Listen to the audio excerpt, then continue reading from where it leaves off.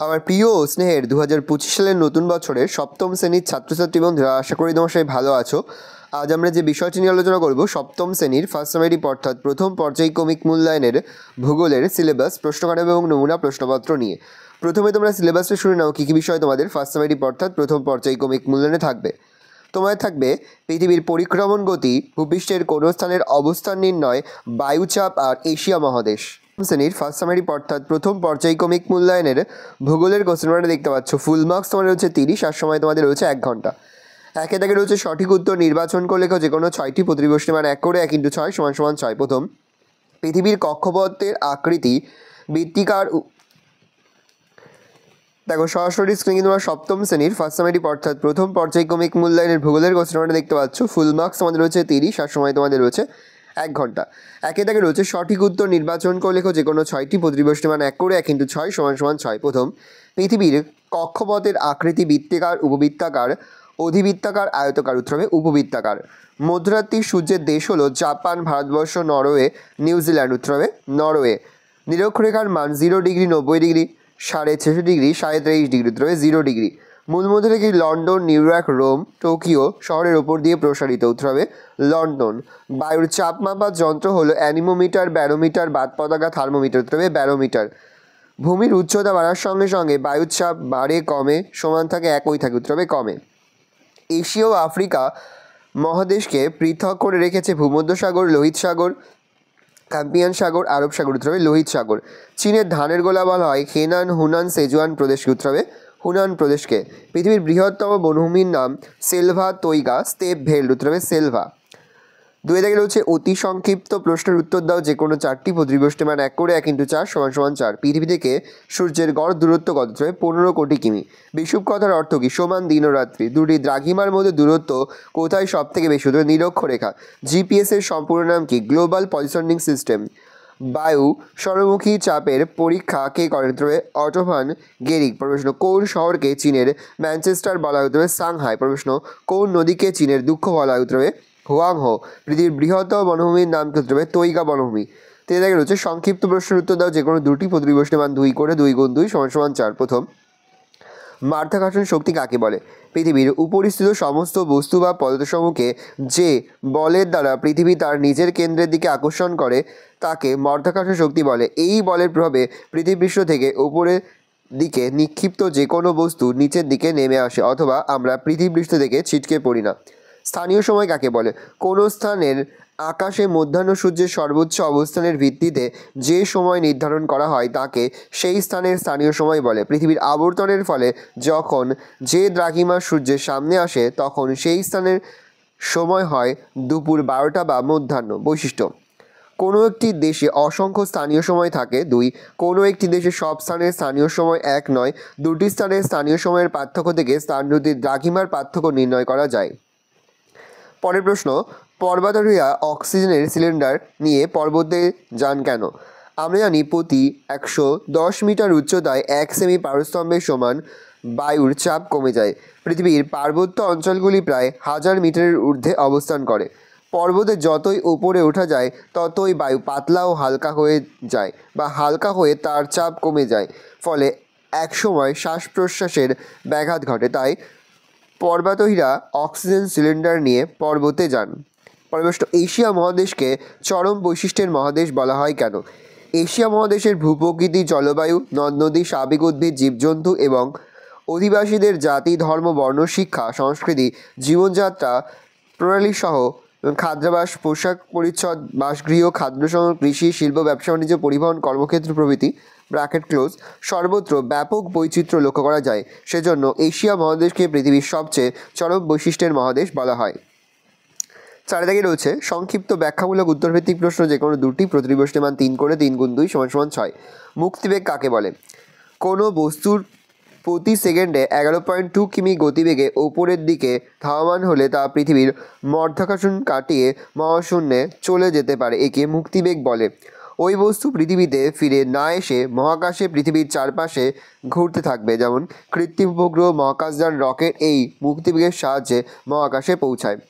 অক্ষরেখা ও দ্রাঘিমারেখার মধ্যে পার্থক্য লেখো। দেখে নাও পার্থক্যটা।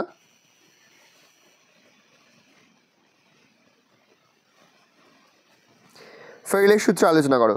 সূত্র: পৃথিবীর আবর্তন গতির ফলে উদ্ভূত কোরিওলিস বলের প্রভাবে বায়ু উচ্চচাপ থেকে নিম্নচাপের দিকে সোজা পথে প্রবাহিত না হয়ে উত্তর গোলার্ধের ডান দিকে এবং দক্ষিণ গোলার্ধের বাম দিকে বেঁকে প্রবাহিত হয়। একেই বলে ফেরেলের সূত্র। নামকরণ: 1859 সালে আমেরিকা যুক্তরাষ্ট্রের আবহাওয়াবিদ উইলিয়াম ফেরেল এই সূত্রটি আবিষ্কার করেন বলে তার নামানুসারে এই সূত্রের নামকরণ হয়েছে ফেরেলের সূত্র। পরের প্রশ্ন: পামির গ্রন্থিকে পৃথিবীর ছাদ বলা হয় কেন? মধ্য এশিয়ার তাজিকিস্তানে পৃথিবীর সর্বোচ্চ মালভূমি পামির মালভূমি অবস্থিত। এই মালভূমির গড় উচ্চতা 4878 মিটার। ভারতের জম্মু কাশ্মীর কেন্দ্রশাসিত অঞ্চলের উত্তর হাইপেন পশ্চিমে অবস্থিত এই মালভূমিটির কিছু অংশ আফগানিস্তান ও চীনে অবস্থিত। পামির মালভূমির সর্বোচ্চ শৃঙ্গ কমিউনিজম আফগানিস্তান ও চীনে অবস্থিত।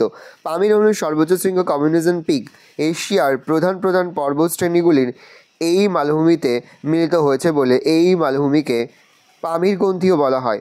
অধিক উঁচুতে অবস্থিত হওয়ার জন্য এই মালভূমিকে পৃথিবীর ছাদ বলা হয়। 5 থেকে রয়েছে ব্যাখ্যামূলক উত্তরভিত্তিক প্রশ্ন, যে কোনো দুটি, প্রতিটি প্রশ্নের মান 5 করে, 5 গুণ 2 = 10। প্রথম: চিত্রসহ আলোচনা করো অপসূর অনুসূর অবস্থান। খুবই গুরুত্বপূর্ণ এই বছরের জন্য। পয়েন্ট করবে অপসূর অবস্থান। 4 জুলাই সূর্য থেকে পৃথিবীর দূরত্ব সবচেয়ে বেশি হয়, প্রায় 15,20,00,000 কিমি। একে পৃথিবীর অপসূর অবস্থান বলে। আবার জুলাই থেকে বাকি 6 মাস দূরত্ব ক্রমশ কমতে থাকে। অনুসূর অবস্থান: 3রা জানুয়ারি সূর্য থেকে পৃথিবীর দূরত্ব সবচেয়ে কম হয়, 14,70,00,000 কিমি। একে পৃথিবীর অনুসূর অবস্থান বলা হয়। ভালো করে চিত্র দেখে নাও। জিপিএস এর ব্যবহার আলোচনা করো। বর্তমানে পৃথিবীতে কৃত্রিম উপগ্রহের কার্যপ্রণালী যতই বৃদ্ধি পাচ্ছে, জিপিএস এর ব্যবহার ক্রমান্বয়ে বেড়ে চলেছে। যেমন সঠিক অবস্থান নির্ণয়: জিপিএস এর মাধ্যমে পৃষ্ঠের যে কোনো স্থানের অক্ষাংশ, দ্রাঘিমা, উচ্চতা সহজেই পরিমাপ করা যায়। যানবাহন সংক্রান্ত তথ্য: জাহাজ, বিমান, এমনকি সড়কপথে এই প্রযুক্তিকে কাজে লাগিয়ে যে কোনো স্থানের সঠিক দিশা অবস্থান নির্ণয় করা যায়। প্রতিরক্ষামূলক কাজ: প্রতিরক্ষার ক্ষেত্রে বিভিন্ন দেশের সেনাবাহিনীদের নিকট এটি একটি সর্বাধুনিক প্রযুক্তিমূলক হাতিয়ার। জরিপ কার্যে: বর্তমানে পৃথিবীর কোনো অঞ্চলকে জরিপ করার জন্য শহর পরিকল্পনা ইঞ্জিনিয়ারিং জরিপ কাজে মৌজা, মানচিত্রে সীমানা নির্ধারণে জিপিএস প্রযুক্তি এক দক্ষ যন্ত্র হিসেবে কাজ করে। ম্যাপ প্রস্তুতিতে: উপগ্রহ চিত্রের দ্বারা মানচিত্র প্রস্তুতিতে আজকাল জিপিএস পদ্ধতি গুরুত্বপূর্ণ ভূমিকা পালন করছে। 6 আবহাওয়া সংক্রান্ত তথ্য প্রদান: বায়ুমণ্ডলের আবহাওয়ার বিভিন্ন অবস্থান, ঝড়, বৃষ্টি, তুষারপাত সম্পর্কে যাবতীয় তথ্য দ্রুত আরোহণ করতে জিপিএস পরিষেবার সাহায্য নেওয়া হয়। পরের প্রশ্ন: বায়ু চাপের তারতম্যের কারণগুলি আলোচনা করো। পৃথিবীর সর্বত্র বায়ুচাপ সমান হয় না। পৃথিবীর বিভিন্ন স্থানে বায়ুচাপের তারতম্যের কারণগুলি হলো: 1. সমুদ্র পৃষ্ঠ থেকে উচ্চতা: সমুদ্র সমতল থেকে যত উপরে উঠে যায় ততই বায়ুমণ্ডলের ঘনত্ব ওজন কমে, তাই বায়ুর চাপও কমে যায়। অপরদিকে নিচের বায়ুস্তর ঘন, তাই তার ওপরও চাপ বেশি হয়। প্রতি 110 মিটার ওপরে উঠলে 1 সেমি পারস্তম্ভের সমান বায়ুর চাপ কমে যায়। উদাহরণ: পর্বতের উঁচু অংশে বায়ুর চাপ কম হয় বলে কোনো কিছু সিদ্ধ হতে দেরি হয়। 2. বায়ুর উষ্ণতা: বায়ুর চাপ বায়ুর উষ্ণতার উপর নির্ভরশীল। বায়ুর উষ্ণতা বেশি হলে বায়ু প্রসারিত হালকা হয় এবং চাপ কমে যায়। আবার উষ্ণতা হ্রাস পেলে বায়ু সংকুচিত ও শীতল হয় এবং বায়ুচাপ বৃদ্ধি পায়। 3. জলীয় বাষ্প: বায়ুতে উপস্থিত জলীয় বাষ্প বায়ুর চাপ নিয়ন্ত্রণ করে। জলীয় বাষ্প হালকা বলে বায়ুতে উপস্থিত জলীয় বাষ্পের পরিমাণ বেশি হলে বায়ুর চাপ কমে এবং জলীয় বাষ্পের পরিমাণ কম হলে বায়ুর চাপ বেড়ে যায়। 4 নম্বর, পৃথিবীর আবর্তন। পৃথিবীর আবর্তনজনিত বিকর্ষণ শক্তির প্রভাবে কোনো অঞ্চলে বায়ু বাইরের দিকে বিক্ষিপ্ত হয়, আবার কোনো অঞ্চলে সেই বায়ু এসে জমা হয়। যেমন পৃথিবীর নিরক্ষীয় অঞ্চলে আবর্তন গতির বেগ বেশি হওয়ায় সেখানে বায়ু বিক্ষিপ্ত হয়ে নিম্নচাপের সৃষ্টি করে। আবার এই বায়ু উপক্রান্তীয় অঞ্চলে 30 ডিগ্রি অক্ষাংশ সংলগ্ন স্থানে এসে জমা হয় এবং সেখানকার বায়ুর চাপ বাড়িয়ে উচ্চচাপের সৃষ্টি করে। এই কারণে মেরুবৃত্ত প্রদেশে নিম্নচাপ ও মেরু অঞ্চলে স্থায়ী উচ্চচাপ দেখা যায়। 5. জলভাগ ও স্থলভাগের বন্টন। স্থলভাগ জলভাগের তুলনায় দ্রুত উত্তপ্ত ও শীতল হয় বলে গ্রীষ্মকালে স্থলভাগ বায়ুচাপ কম হয় এবং শীতকালে বায়ুচাপ বেশি হয়। জলভাগ এর বিপরীত অবস্থার সৃষ্টি হয় বা জলভাগের বিপরীত অবস্থার সৃষ্টি হয় অন্যান্য কারণ। এছাড়া বায়ুমণ্ডলের গভীরতা ও অভিকর্ষের টানে তারতম্যের ফলেও বায়ুর চাপের তারতম্য হয়। পরের প্রশ্ন খুবই গুরুত্বপূর্ণ। জাপানের কাঁচামালের অভাব থাকা সত্ত্বেও এখানে শিল্পের উন্নতি ঘটার কারণ কি?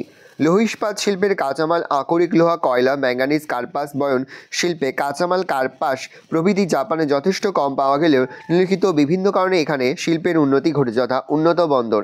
জাপানে ভগ্ন উপকূলে বহু বন্দর গড়ে উঠেছে, যার সাহায্যে জলপথে বিদেশ থেকে কাঁচামাল আমদানির সুবিধা রয়েছে। উন্নত প্রযুক্তি। জাপানের প্রযুক্তি অতি উন্নত মানের হওয়ায় শিল্পোন্নতি ত্বরান্বিত হয়েছে। শক্তি সম্পদের প্রাচুর্য। জাপান জলবিদ্যুৎ উৎপাদনে খুবই উন্নত। এছাড়া বিকল্প শক্তি হিসেবে পারমাণবিক বিদ্যুৎ বিভিন্ন শিল্পের প্রসার ঘটাতে সাহায্য করেছে। দক্ষ শ্রমিক। জাপানের শ্রমিক কারিগরি শিক্ষায় শিক্ষিত এবং পরিশ্রমী ও নিপুণ। বিপুল চাহিদা। জাপানের শিল্পজাত দ্রব্যের চাহিদা দেশ তথা সমগ্র বিশ্ববাজারে খুবই বেশি। 5. উন্নত পরিবহন। জাপানের উন্নত জলপথ, সড়কপথ ও রেলপথ শিল্পোন্নতি ঘটাতে সাহায্য করেছে। 7. মূলধনের প্রাচুর্য। জাপানে শিল্পের প্রয়োজনীয় মূলধনের অভাব না থাকায় শিল্পের প্রসার ঘটেছে। পরের প্রশ্ন, ইয়াংসিকিয়াং অববাহিকার অর্থনৈতিক সমৃদ্ধির কারণগুলি আলোচনা করো। ইয়াংসিকিয়াং নদীর অববাহিকা অঞ্চল অর্থনৈতিক দিক থেকে চীনের শ্রেষ্ঠ সমৃদ্ধ অঞ্চল। এর কারণগুলি হলো: 1. কৃষির উন্নতি।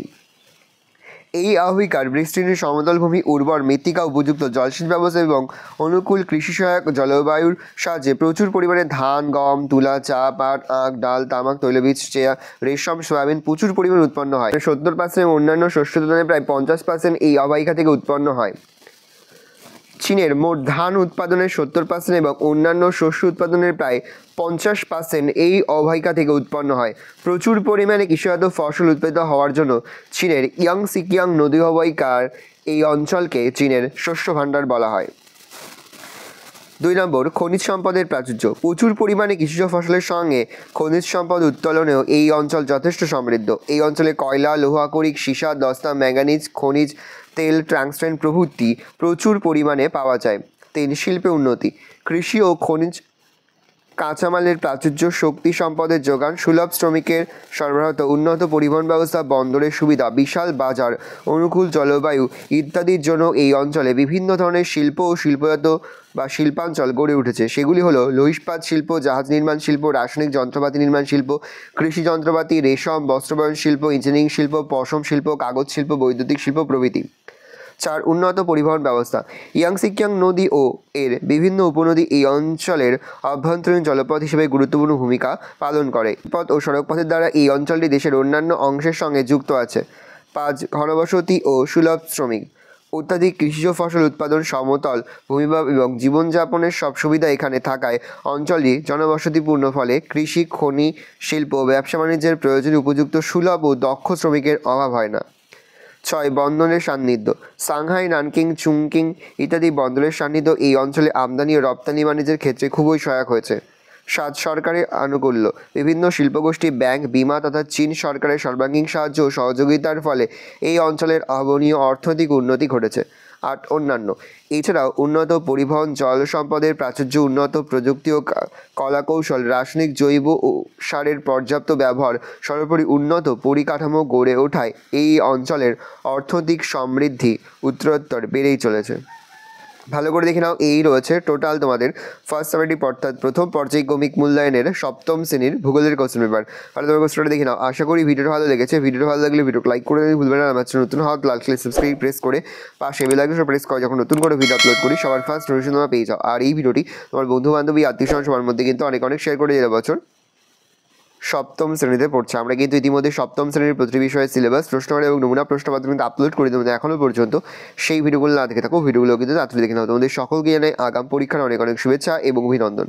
কোনো প্রশ্নের উত্তর লিখতে বা বুঝতে যদি কোনো রকম অসুবিধা হয় তাহলে কিন্তু নির্দ্বিধায় কমেন্ট সেকশনে কমেন্ট করে জানাতে একদমই ভুলবে না। ভালো করে দেখে নাও। আজ আমরা যে প্রশ্ন উত্তরগুলি নিয়ে আলোচনা করলাম, প্রতিটি প্রশ্ন উত্তরই কিন্তু এবছরের পরীক্ষার জন্য খুবই গুরুত্বপূর্ণ।